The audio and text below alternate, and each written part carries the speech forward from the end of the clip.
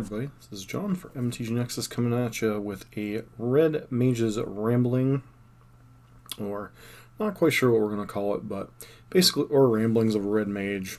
Still not quite sure what the title of the little podcast-ish thing is going to be, but kind of a, like Grim Flare used to have Grim Tidings, and Poseidon used to have the Great Revel.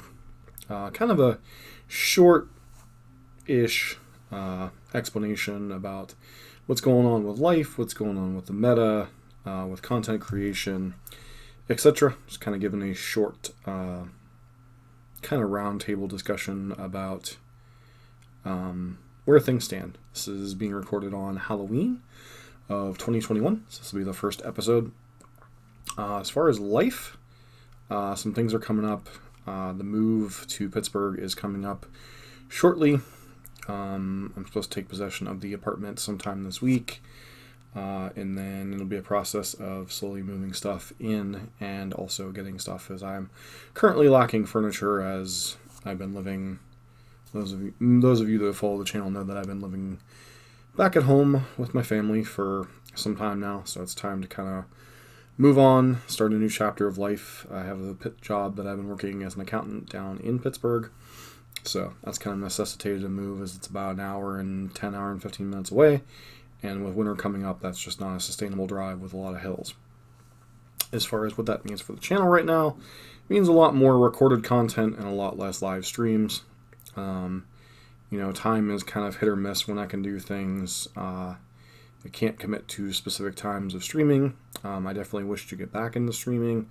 And once the move is settled, I'm probably going to choose probably 2, maybe 3 days a week and commit to streaming regularly during time slots. I don't want to do like a full 5 days a week. I don't want to, commit to 7 days a week. I just want to do like 2 or 3 days a week where I kind of, all the focus on is on streaming. So maybe, one or 2 days during the week, I'll get on and do, maybe a league or two. And then on the weekend, either Saturday or Sunday, I'm not quite sure on that one, I'll be trying to stream kind of consistently a little bit longer format, whether it be a league or a challenge, whether it be a couple of leagues. Just going to kind of mix things up a little bit. And the main content on this channel obviously is going to continue to be modern, with a little bit of legacy sprinkled in. Been working on a lot of stuff lately. Stuff coming down the pipe, or has come down the pipe, is the Blue-White Tron list that I was working on.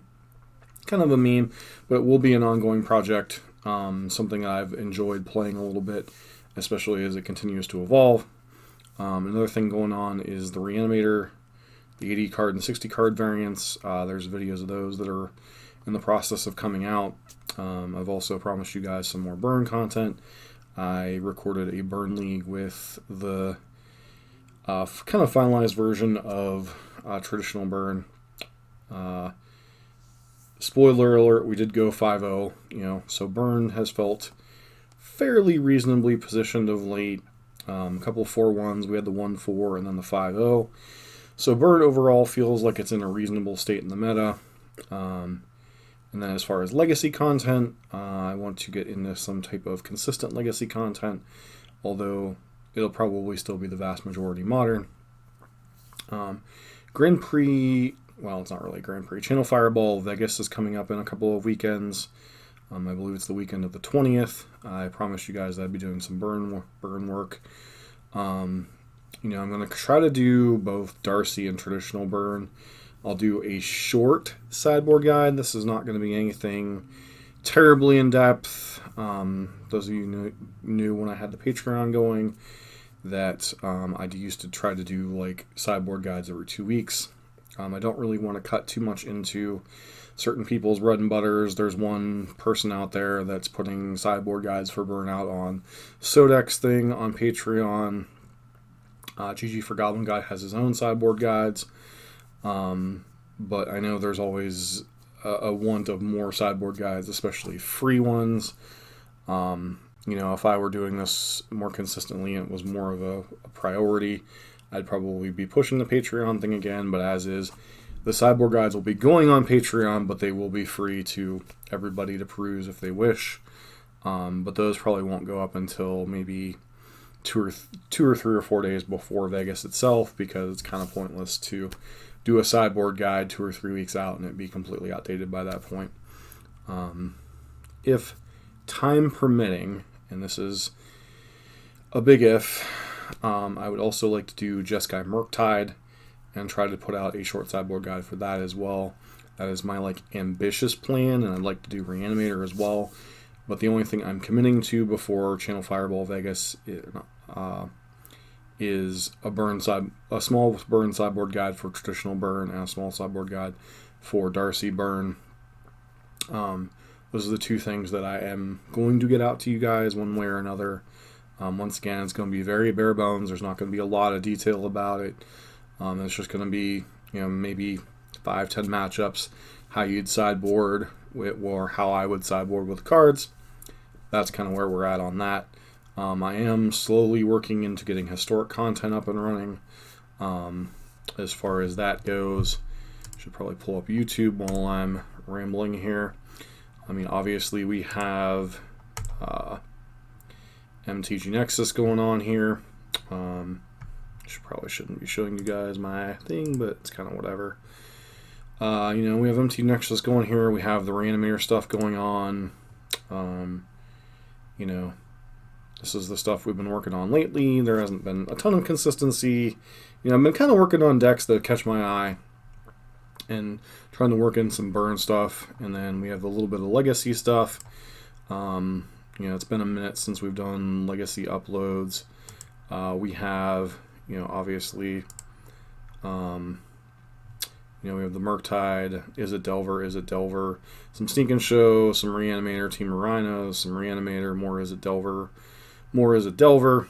I also did the challenge today with a little bit of a different deck that I'll have to do some video work on, get that up and ready. So that's what's going on with the channel. Beyond that, I'm also bringing back, or have brought back, obviously I used to have all these channels, right? We used to have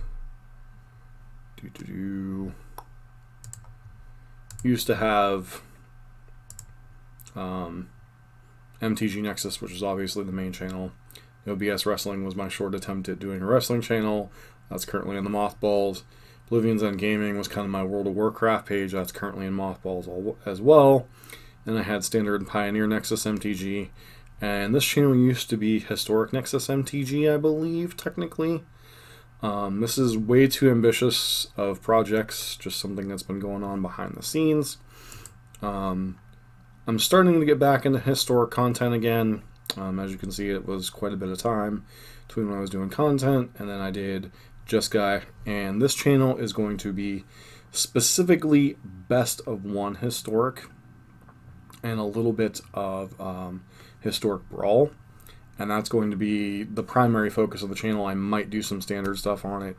But once again, I don't want to spread myself too thin with everything going on in life. So it's kind of a channel update. I did make a community post about this as well. I greatly appreciate you guys for your support throughout the years as we've been doing this on and off for 4 years. A lot of people have come and gone. There was Grimflayer recently stopped doing content for the most part. Yama Killer. There was a Death Shadow person I used to watch all the time.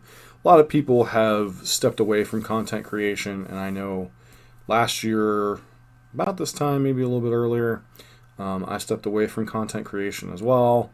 I've done a lot of start-stop things, and I really don't want to continue that. I really just want to put out a consistent level of content, and I want it to continue to improve. I have a lot of ideas of how to improve the content, but right now I'm doing what I have the time for, and I'm kind of giving you guys kind of the baseline of what to expect over the next several weeks.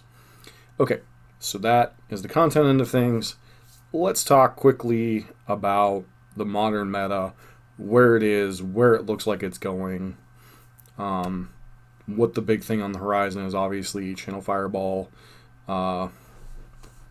whatchamacallit is on its thing.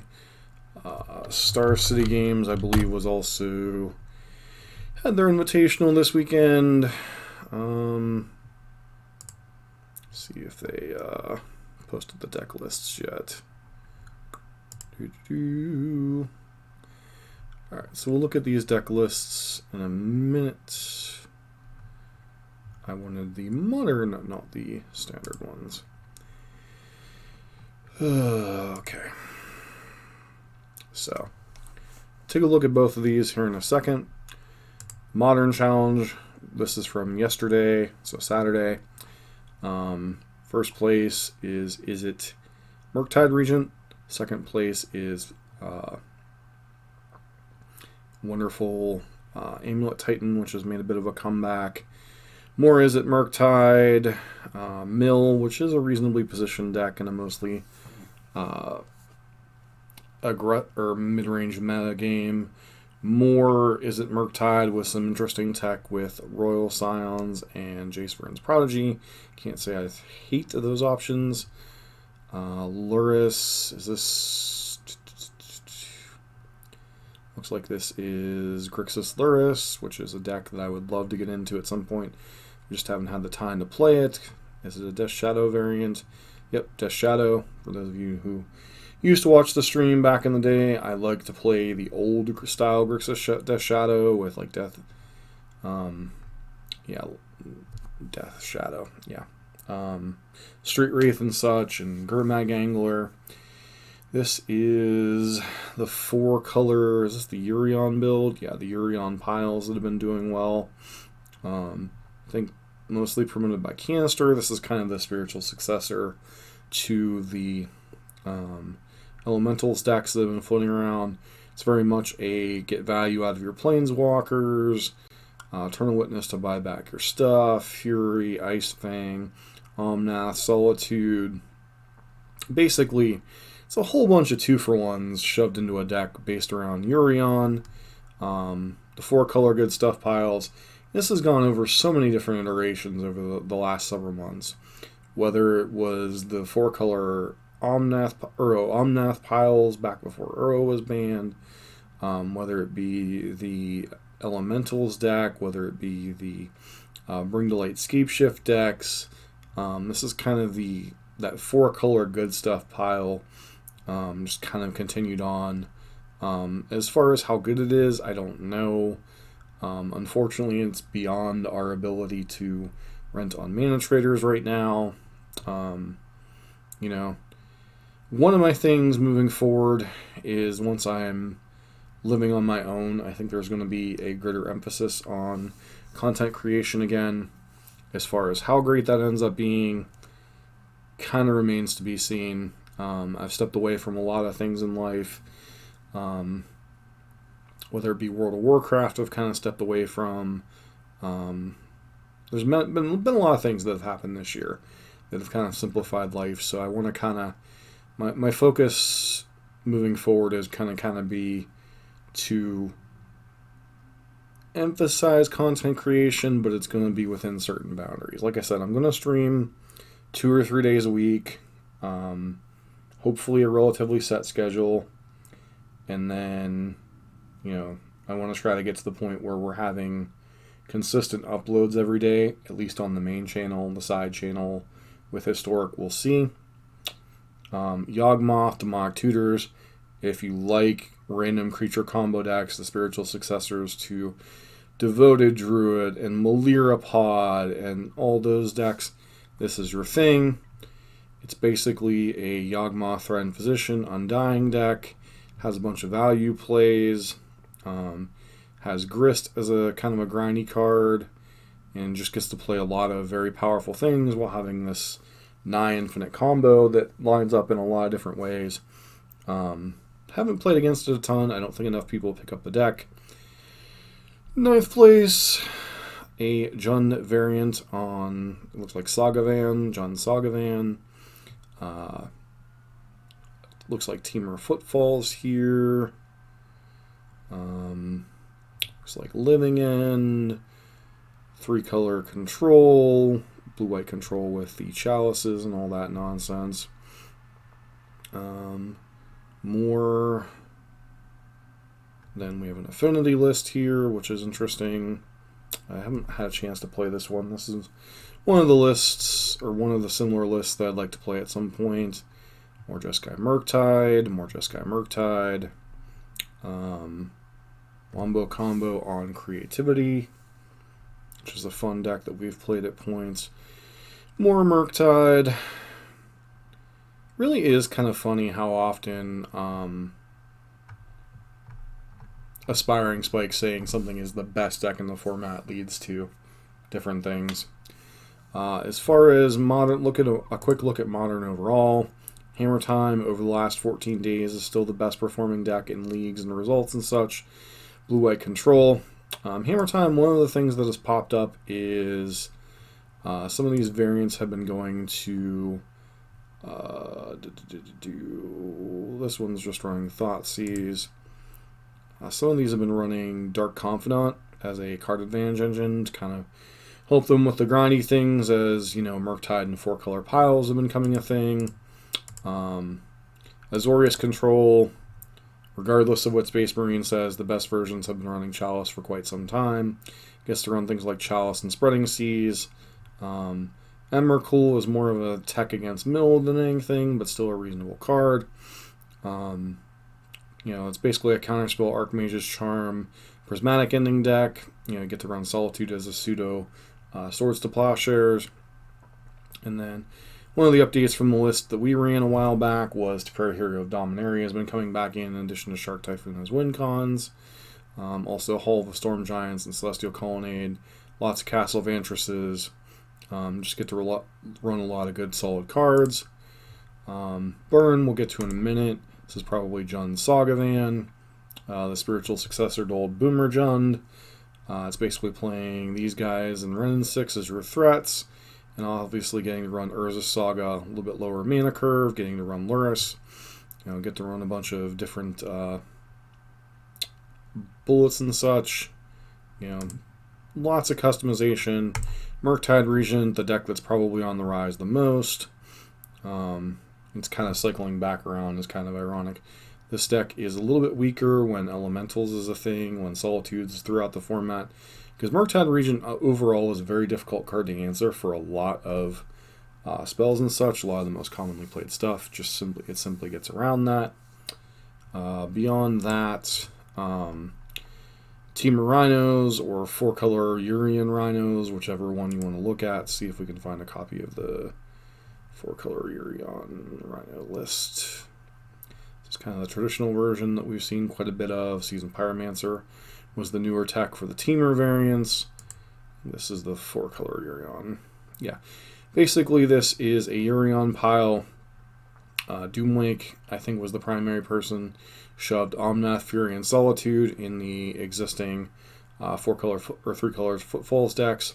They added 4 copies of Ardent Plea, in addition to Teferi Time Raveler, so you basically increase the power of your deck, increase the power of your B game, and then just get to play a bunch of powerful stuff. And then Blink, which we kind of already covered a little bit. Blue-White Control variants, the 4-color variant that we saw in the one challenge. Is getting to play a bunch of value creatures, valuable planeswalkers, ephemerates. This one gets to run Counterspell as well, so you're never quite sure what's going on in these piles. Played against one from the Tunneling Cat that was playing Felidar Guardian. So lots of space in these decks, especially the Urian variants. You can play whatever win cons you choose. And then obviously Living End we've already kind of covered on the channel. Yawgmoth, powerful deck we already covered. Reanimator. This is Aspiring Spikes that we are going to have videos coming out on later. It's a very powerful combo deck, and that's kind of where the format is right now. Beyond that, where's Burn in the meta? Alright, finishing our thoughts up on Burn here. So, very similar list to what I ran in the league that you'll see a little bit later this week. With the split between Lightning Helix and Skullcrack, the 4-ofs and most of the other things. One thing, if you're running any type of either Boros or Mardu or Rakdos, you should be playing Lurrus in your sideboard. Yes, I know it gives away information. Yes, I know. But the games where you play Lurrus and it sticks, especially if you're on the DRC version with Mishra's Baubles, the card's definitely worth its weight in gold in terms of just raw utility of what it does. Yes, it costs 6 mana, but sometimes you flood out for a couple of turns. You need something to do. You need to be able to rebuy things.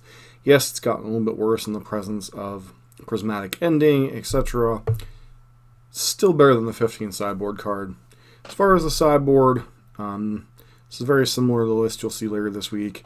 Path to Exile is kind of on the uptick because a lot of the things that we wanted to kill with Prismatic Ending have now changed. We're now dealing with things like Solitude, etc. Solitude, Furies, Murktides, where Path to Exile is much more useful against. Deflecting Palm also kind of on the uptick as its value has kind of gone up against these Murktide decks, against so many other decks. Roiling Vortex, one of our better cards against a lot of the problematic matchups, whether it be Cascade, whether it be the Living End variant, whether it be the Living End variant, whether it be the Rhinos variant, the 4-color Yorion Rhinos, etc. Sanctifier and Vec, I definitely prefer this over Core Firewalker, at least in the non-Darcy builds, because, well, it's better in a lot of matchups. Smash to Smithereens. You can play Smash, you can play a split on Wear Tear. If you really want to split the difference and run the third splash, you can run Destructive Revelry. There's a lot of different cards you can run. Take a look at another list potentially. This version's running a lot of the same cards. You see Core Firewalker instead. Like I said, I don't quite agree with that. Additional copies of Skullcrack always are kind of welcome. As far as this version, they're playing a lot of the same cards. I don't really see any of the Darcy versions floating around. I do think both versions are obviously very playable, but I'm just seeing more traditional burn than anything else. But we will be covering the Darcy version coming up. And the final thing to kind of go over to end our ramblings is the modern half of the SCG Invitational, keeping in mind it's a split format, half modern, half standard.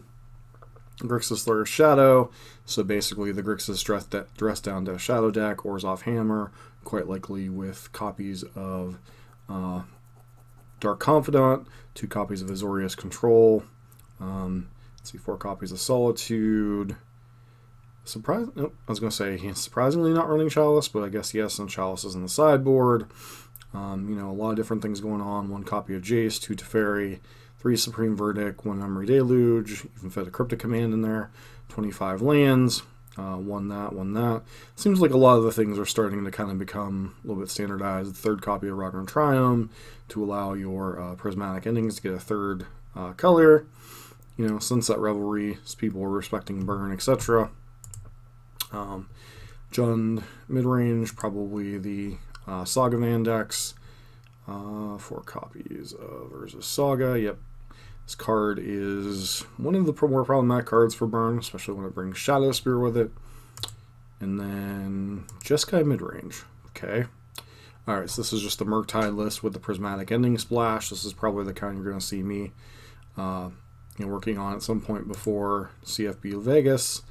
Grixis midrange Lurrus. This is kind of the Death Shadow deck without the Death Shadow. It's a little bit more of a controlling variant. Usually Drown the Lock as its primary counter spell. So this is a little bit different take on the Death Shadow variants, but very powerful deck. Something I would also like to visit, but time is of the essence. And then 4 copies of Azorius Control. Overall, I think the meta is very diverse right now. Now, I will talk about a couple of other small things. Obviously, the format can get very expensive in certain regards. A lot of these MH2 pitch elementals, I think, may have even replaced Ragavan as the most played modern card up until this past weekend, where Murktide did a very cleanup job in the Modern Challenge. At least on Saturday, we'll see how it did this morning. Well, obviously, I'm recording this on a Sunday night, so the Modern Challenge would have been this morning. There's two per weekend, but those results aren't quite out there yet. The format's quite open. you can find holes for any deck to be playable. I played a blue-white Tron list. Was able to 3-2 with that. So you can find holes in the meta for just about any deck you want to play. Now, as far as the top decks, Hammer Time, blue-white Control, some type of value mid-range pile, the Luris decks, whether it be Hammer Time, whether it be Mill, whether it be, the Death Shadow or the controlling variants, all of those decks, they have their weaknesses, they have their strengths. The 4-color Urinos deck that Doomwake's been working on, the Esper Reanimator list, all these decks have their positives and their negatives. A lot of them are very grindy decks, so Burn can get under some of those decks. A lot of those decks have tools in the sideboard they can bring in. I think Burn is, how do I put this? Burn is decently positioned, but not necessarily the best deck in the format, if that makes any sense. I think it's a deck that's very playable right now. It's been putting up decent results, but you don't want it to have a target on its head. And that's kind of where Burn wants to be, honestly.